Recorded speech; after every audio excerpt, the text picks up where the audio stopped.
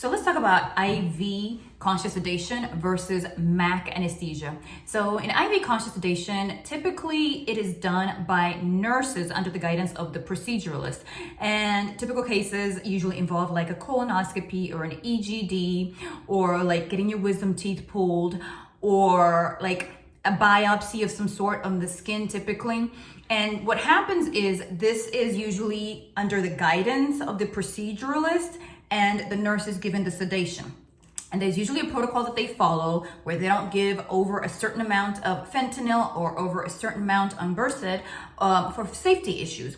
So in that, they're supposed to keep you semi-conscious. That's why it's called conscious sedation. So you're still able to, supposedly you should still be able to have your reflexes, like your gag reflex, your cough reflex should still be intact. You should be able to be stimulated by somebody just shaking you kind of real hard to make sure that you're awake and semi-able to follow commands.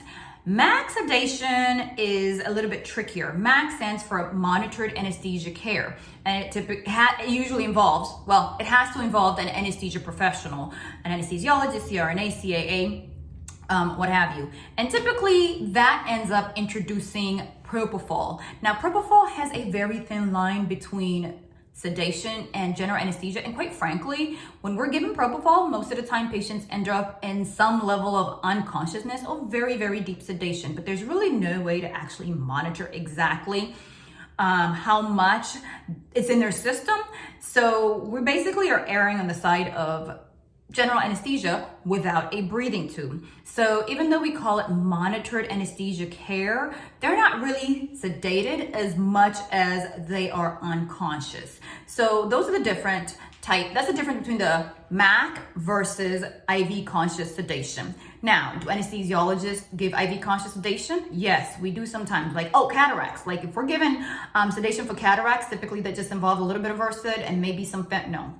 We don't necessarily have to give propofol for that. So I hope this explains a lot, and please leave your comments below and any questions.